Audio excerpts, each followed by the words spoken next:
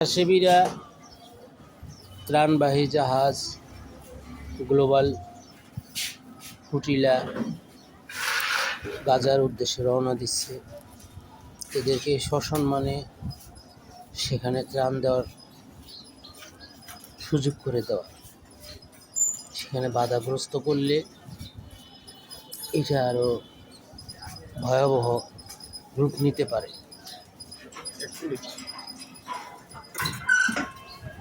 ভালো কিছু ফল এখান থেকে আশা করা সম্ভব না।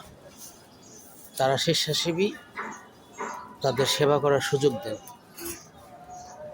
এই ত্রাণবাহী জাহাজ যেন গাজায় ঠিক মতন প্রবেশ করে, আর তারা প্রবেশ করবেই, যে কোনোভাবেই তারা প্রবেশ করবে। তারা কাউকে ভয় পায় না।